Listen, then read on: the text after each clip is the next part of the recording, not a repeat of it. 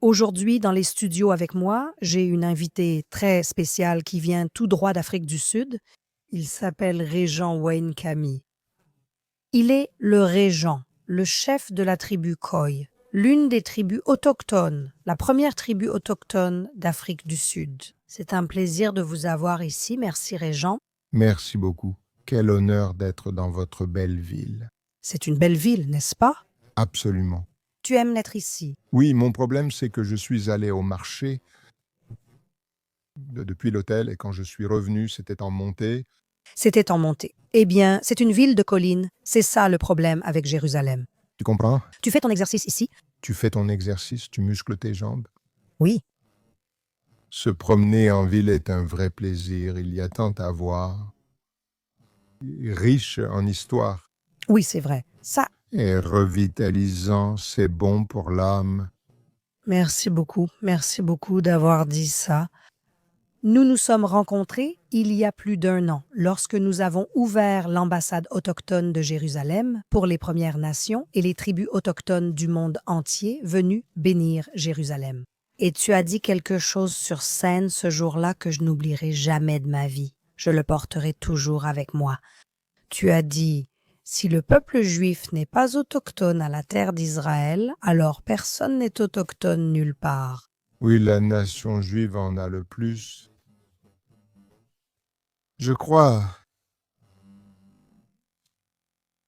une histoire écrite complète qui est vérifiable non seulement dans les pierres, mais aussi dans les livres, dans les annales de leurs amis et de leurs ennemis.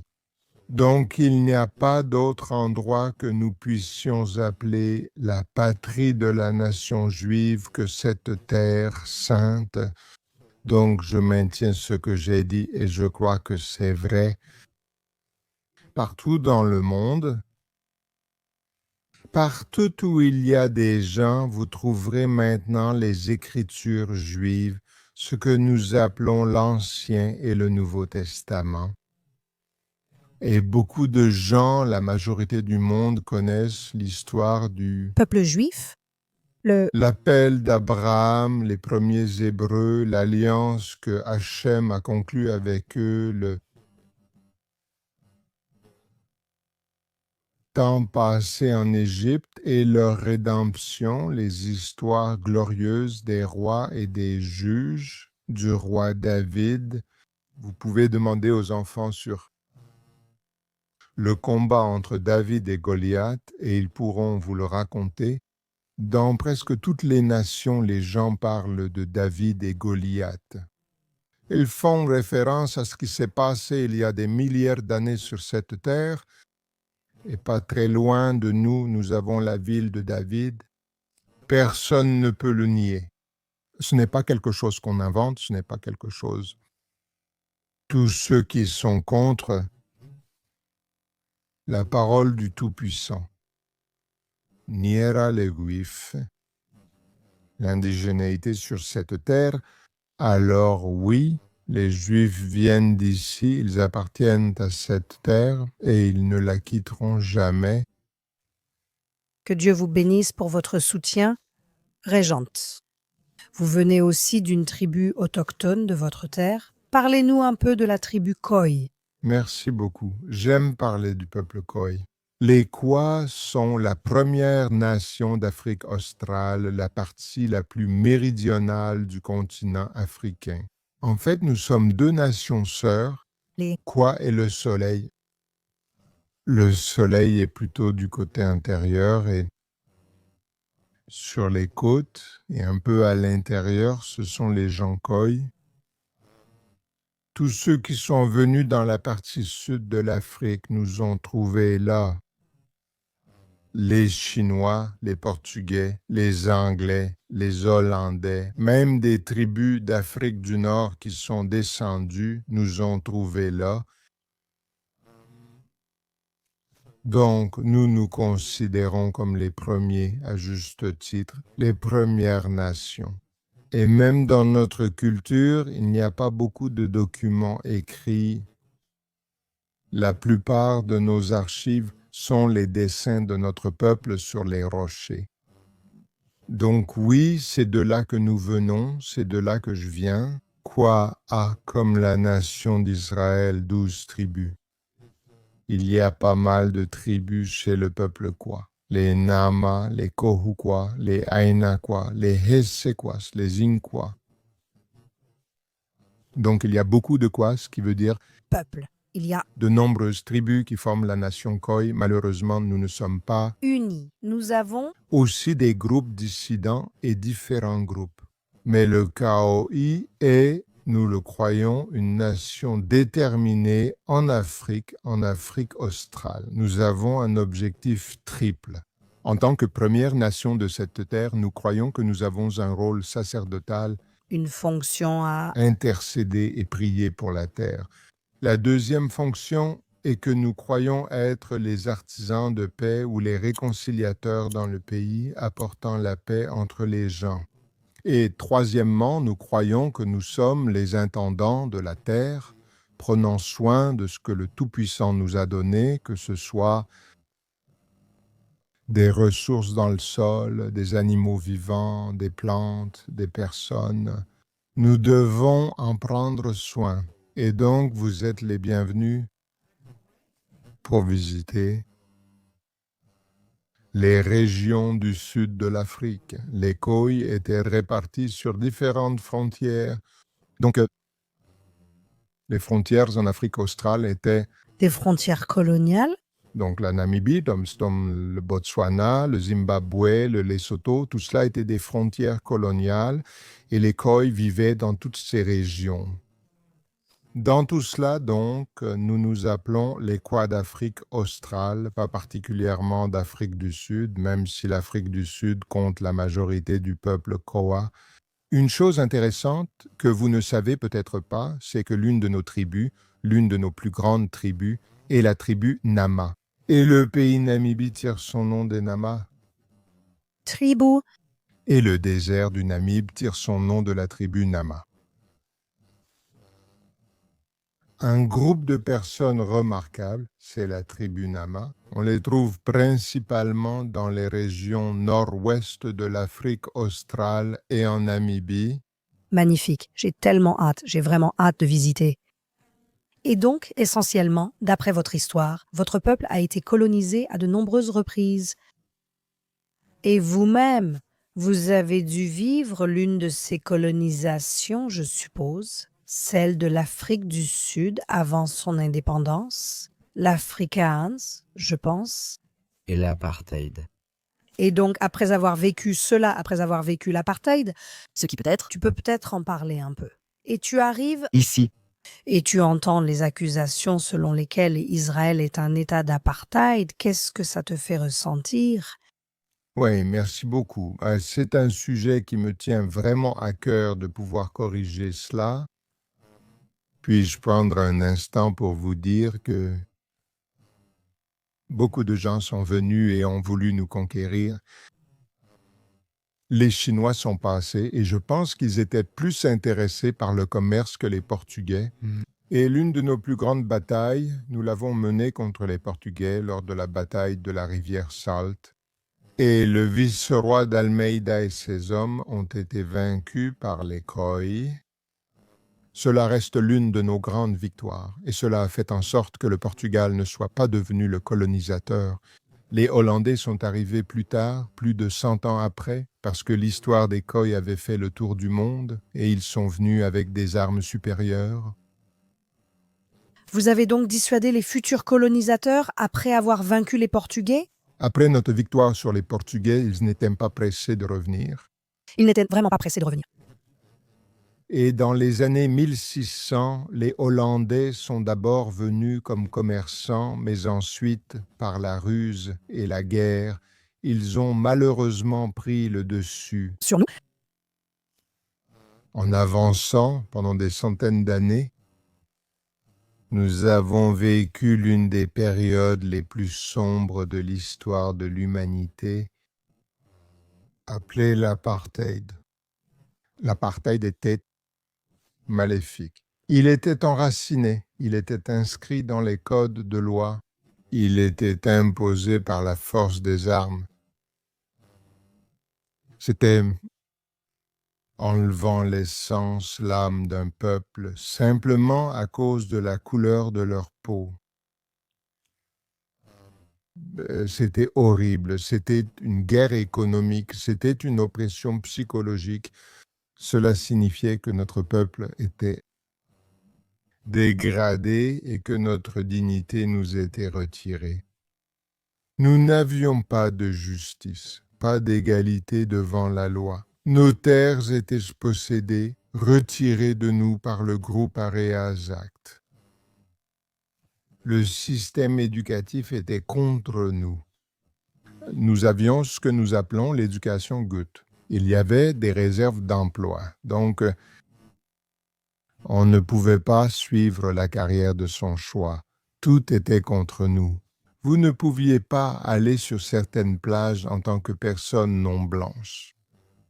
Les plages d'élite étaient réservées aux Blancs uniquement. Si vous voyagiez en bus ou en train, une place vous était clairement attribuée. D'un côté, c'était pour les Blancs et de l'autre pour les non-Blancs. La blague, c'est que les gens pouvaient se promener avec leurs chiens noirs sur la plage, mais les Noirs n'étaient pas autorisés. Mais l'apartheid n'était pas une blague, c'était une attaque sérieuse contre la création de Dieu. Donc, je suis contrarié, je suis bouleversé, je suis en colère. Quand les gens qualifient Israël d'État d'apartheid, ils minimisent notre souffrance, notre sang, notre insulte contre le cœur et l'âme des Sud-Africains non blancs, et pas seulement les Cris, les Indiens, toutes les tribus noires ont été insultées, dégradées par les lois maléfiques de l'apartheid. Ce qui me met en colère, c'est que certains Sud-Africains noirs appellent Israël l'État d'apartheid. Maintenant, voici ce que je dis.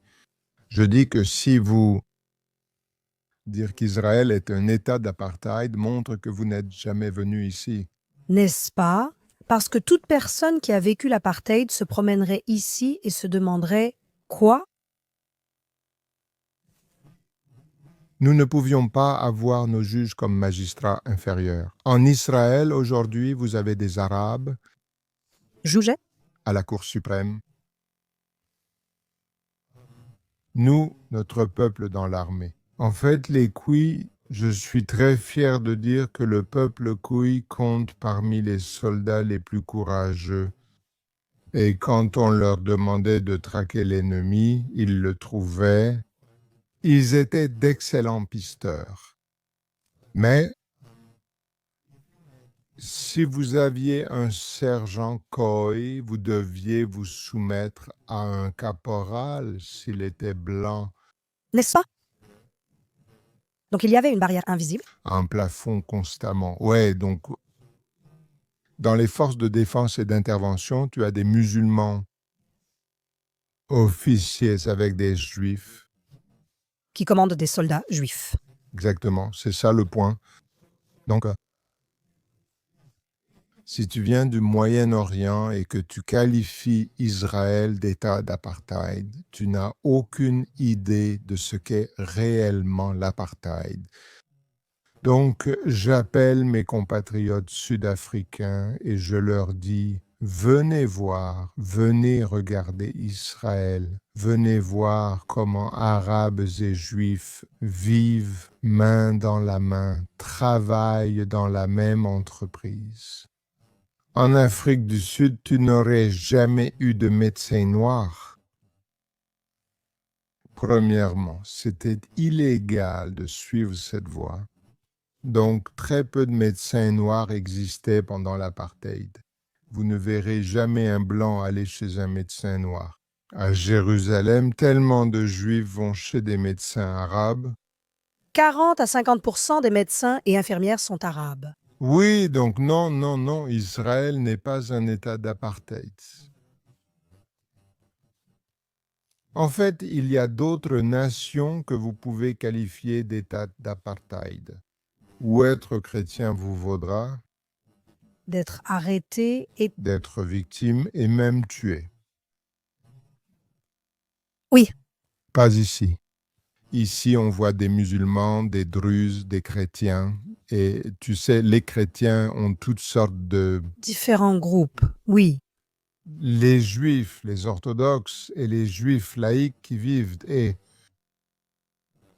côte à côte en paix.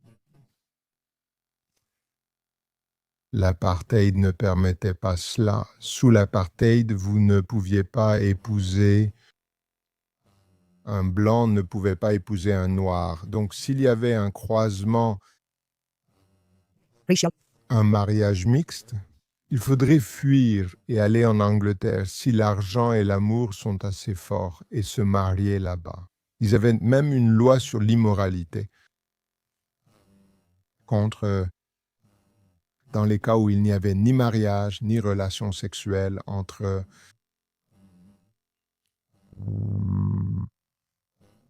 les races.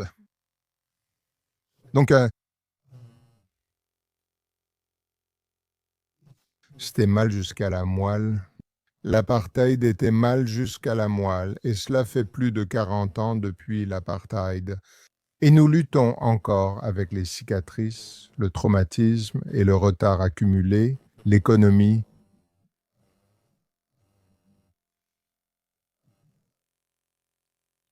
La marginalisation économique d'une population, d'un groupe de personnes. Économiquement, vous accusez un grand retard par rapport aux personnes favorisées. Bien sûr. Oui, donc je ne peux même pas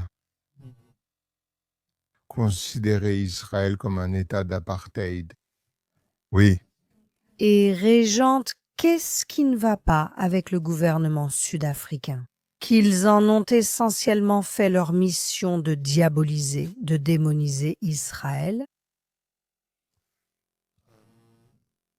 pendant la lutte pour l'égalité à la fin de l'apartheid, nous avions de grands leaders. Parmi Nelson Mandela, Helen Boussac, Trevor Manuel, de grands leaders. Qu'est-ce qui a mal tourné? La politique est devenue. La lutte contre l'apartheid était populaire, était à la base. Mais la principale force motrice de la lutte contre l'apartheid, l'African National Congress, a perdu sa boussole morale. Ils sont devenus corrompus. Lorsque l'African National Congress a voulu se présenter aux élections précédentes, ils ont accusé Israël de génocide. Cela faisait-il partie de leur campagne politique? Aurait-il le soutien de certaines populations? Pourquoi? Eh bien, je ne pense pas que la majorité des Sud-Africains soutenaient cela. Les Sud-Africains l'affirment lors du dernier recensement. Environ 80% des Sud-Africains affirment être chrétiens. D'accord. Et ils voudraient avoir la droiture et la justice. Mais laissez-moi juste parler du génocide, de la question du génocide. J'ai eu le privilège de visiter le site du massacre lors du Festival Nova. Oui, c'est douloureux. Tellement douloureux. C'est difficile. Parce que ce sont des jeunes. Je vois des visages. Quand je vois ces visages de ces jeunes hommes et femmes, je me dis que ça pourrait être ma famille. Bien sûr. Et quand j'ai vu les vidéos qui n'ont pas été publiées sur les réseaux sociaux, c'est absolument inhumain ce qui s'est passé là-bas. Donc, premièrement, je soutiens le droit d'Israël à se défendre. Si le gouvernement d'Israël n'agissait pas pour se défendre, il serait négligent et ne mériterait pas d'être un gouvernement. C'est vrai? Numéro 2. Je crois que on ne peut pas vivre avec une menace constante de terrorisme à sa porte. Vous devez vous assurer que cela ne se reproduise plus. Donc, quand l'Afrique du Sud a traduit Israël devant la Cour pénale, j'étais plutôt contrarié. Cela m'a dérangé. Et je me suis éloigné, ainsi que le peuple Khoi. Cela fait partie de mon groupe. Nous avons pris nos distances avec le gouvernement sud-africain. Nous croyons. Et il y a cette histoire présumée selon laquelle un pays étranger leur aurait donné de l'argent et ils sont devenus des marionnettes d'un régime étranger. Donc leur boussole morale est faussée. Je veux dire, ils gèrent aussi mal le pays. Ce n'est pas la seule chose qui se passe.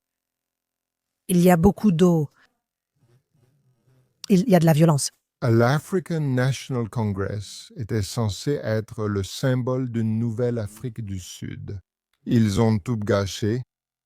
L'Afrique du Sud a régressé. Il y a plus de meurtres par jour en Afrique du Sud qu'à n'importe quelle autre époque de l'histoire de l'Afrique du Sud. Même le régime de l'apartheid n'a pas tué autant de personnes qu'il y a de meurtres en Afrique du Sud. Le rand a perdu sa valeur en passant de 1 pour 1 face au dollar. Wow, C'est maintenant 17 rands pour $1. c'est fou. Ouais, alors, nous avons le privilège d'avoir certaines personnes qui prennent la parole, qui attirent l'attention sur la mauvaise gestion, la corruption, le crime du gouvernement de l'African National Congress. Dans certaines régions de notre pays, vous êtes pénalisé si vous employez des descendants courts. Vraiment, Oui, ils te considèrent comme une ennemie et une faiseuse de troubles. Ça fait partie du jeu. de la loi sur l'équité en emploi. Et ça- Laquelle? Là où les personnes KOI sont classées comme n'étant pas le pourcentage idéal de personnes devant être employées dans ce secteur spécifique. Ils pratiquent un antitribalisme, classisme, carcicisme et racisme. Oui, oui. Donc, l'African National Congress n'a même pas pu gérer son propre parti politique. Il y a eu un moment où ils ne pouvaient même pas payer leurs propres membres. Donc, au lieu d'être l'exemple à suivre, ils ont fait reculer l'Afrique du Sud. Certaines personnes ont avancé, les politiciens et leurs proches. La célèbre commission Zondo a révélé beaucoup de corruption en Afrique du Sud. Donc, ils ne font pas du bon travail. Et après l'accusation contre Israël, vous savez, l'African National Congress avait plus de 50% des voix. Cette fois, ils sont sous les 50%. Ils dépassaient 65%. Lors des élections précédentes, certaines zones obtenaient 80% des voix. Cette fois, ils étaient à moins de 50%. Et là, ils doivent former un gouvernement de coalition. Je crois que nous avons vu la fin de la domination de l'African National Congress. Tu le penses vraiment? Oui, Quand auront lieu les prochaines élections? il y a une élection en 2026. C'est une élection municipale et provinciale. Puis il y aura une autre élection 2 ans plus tard, qui sera l'élection nationale. S'ils ne se repentent pas, ne changent pas et ne réparent pas ce qui a été mal fait, ce sera la fin. C'est plus de 40 ans, une période d'essai 40 ans pendant lesquels ils auraient gouverné. Je ne les vois pas changer, ils sont devenus radicaux. Ils s'occupent des affaires des autres au lieu de régler leurs propres problèmes chez eux.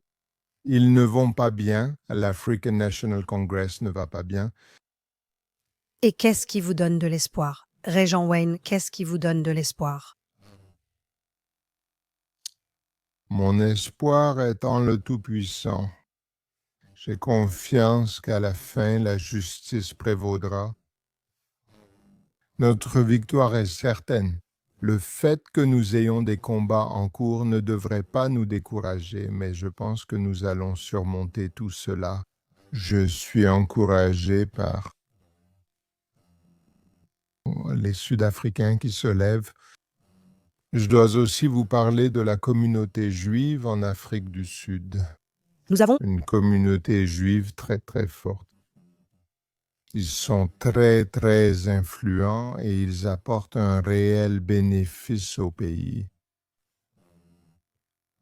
Ils sont l'un des plus grands employeurs. Vous savez, l'Afrique du Sud a un énorme taux de chômage.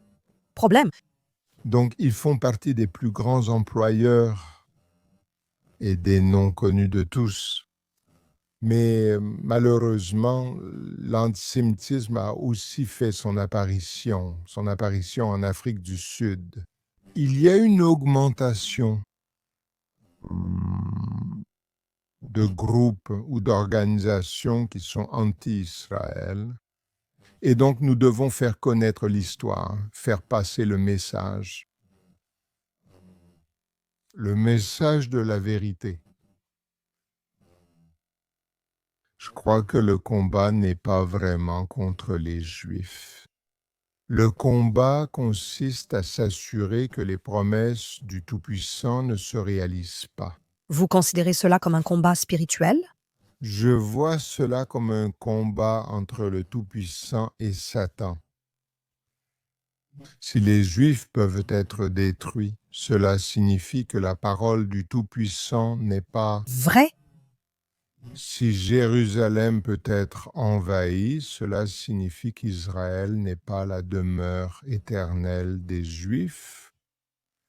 Donc, les Juifs sont dans la bataille et ce sont eux qui doivent être détruits par Satan afin qu'ils puissent prouver que